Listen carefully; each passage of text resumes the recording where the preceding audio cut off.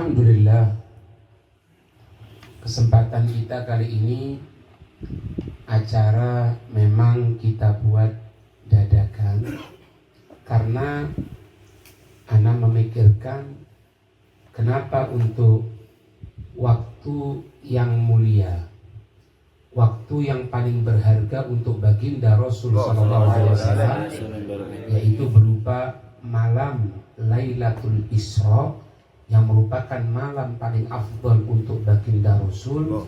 Kenapa kita tidak berkumpul untuk membaca syama'il, sifat-sifat Nabi, kemudian kita membaca sedikit fawaid atau faedah-faedah dari tentang kejadian Isra dan Mi'raj Nabi besar Muhammad sallallahu alaihi wasallam. Di sini ada beberapa keterangan tentang hal-hal yang berhubungan dengan Isra dan Mi'rajnya baginda Nabi besar Muhammad sallallahu alaihi wasallam. Asy-Syaikh Muhammad Nawawi Al-Bantani dalam kitabnya Nurul Dhalam halaman 42, beliau menjelaskan kepada kita bukan berarti Nabi itu diangkat ke langit karena tempat Allah di langit. Bahkan dalam satu hadis disebutkan, jangan engkau bedakan antara diriku dan saudaraku Yunus bin Matta, Nabi Yunus. Aku berada diangkat oleh Allah tembus ke langit 7, sedangkan saudaraku Nabi Yunus bin Matta berada di dalam lautan. Apakah aku lebih dekat dibandingkan dengan Yunus bin Matta? Tidak. Karena Allah subhanahu wa ta'ala tidak dikungkung, tidak dibatasi oleh satu batasan apapun. Beliau mengatakan, Syekh Nawawi Al-Bantani, wa laysa Allah subhanahu wa ta'ala fi makanin wala jihatin. Allah subhanahu wa ta'ala itu tidak berada di satu tempat.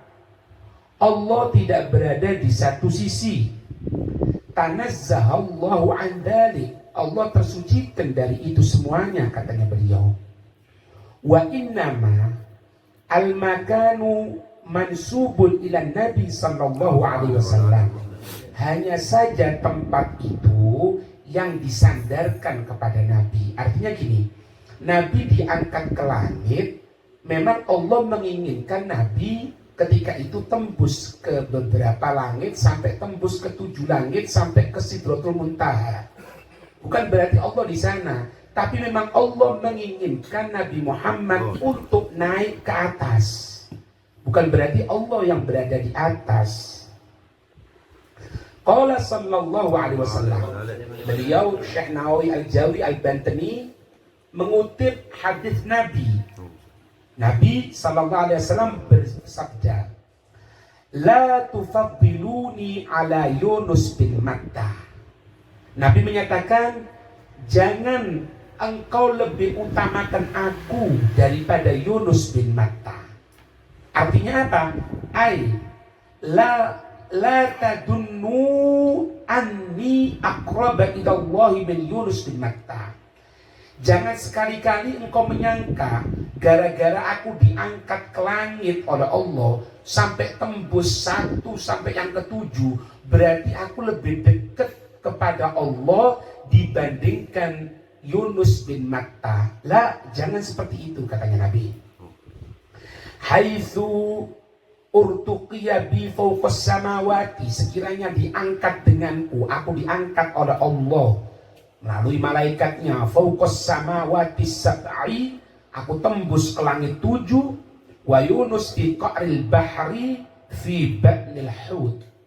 Sedangkan saudaraku Nabi Yunus bin Matta berada di bawah dasar laut, berada di dalam perutnya ikan paus. Sama bagi Allah, tidak ada bedanya. Tidak pernah Allah itu dibatasi dengan batasan apapun. Makanya di sini Allah itu memulai dengan kalimat subhana, kalimat pensucian. Seolah-olah usabbihu bihamdillahi, aku bertasbih. Apa bertasbih itu? Aku mensucikan Allah.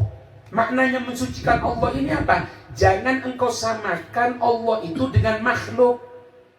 Makanya ayat yang menjelaskan tentang Isra dan Mi'raj tentang Isra dimulai dengan apa? Subhana. Artinya apa? Usabbihu, aku bertasbih. Apa bertasbih? Aku mensucikan Allah. Bukan berarti Nabi diangkat sampai ke langit 7, kemudian Nabi Yunus sama, tidak ada bedanya. Kalau dilebarkan masalah ini, kalau ada seseorang misalnya meninggal di daratan, dia dikubur. Kalau misalnya dia meninggal tenggelam di lautan, jasadnya tidak ketemu, kemudian dimakan ikan, jasadnya mungkin habis, tidak ada jasadnya, tinggal tulang belulang dalam lautan. Apakah malaikat akan bertanya juga tentang masalah? Tetap bertanya. Karena ketika seseorang meninggal itu, dia berada di alam barzakh. Alam barzakh ini dimanapun, mau dikubur di bumi, mau tenggelam dalam lautan, mau ini, mau itu, pokoknya roh terpisah dari jasad, masuk ke alam barzakh. Artinya apa? Jasad tidak pengaruh, tidak mempengaruhi malaikat. Oh, berarti malaikat perlu masuk ke dalam lautan lagi ya? Apa tidak basah nanti malaikat tadi itu? Terus kalau dikubur di sini bagi itu mungkin jadi tidak ada. Malaikat aja tidak ada bedanya. Dimanapun dia meninggal, pasti ditanya oleh malaikat Munkar dan Nakir. Apalagi Allah Subhanahu wa Ta'ala. Itu faedah yang disampaikan oleh Syekh Nawawi Al-Jawi Al-Bantani. Faedah pertama di sini kita ketahui bahwasanya Allah memulai ayat subhana dengan kalimat pensucian, itu memberikan gambaran kepada kita jangan Allah disamakan dengan makhluk, seolah-olah kita mengatakan Nabi itu diundang oleh Allah untuk berada di atas langit yang ketujuh, untuk berada di tempatnya Allah.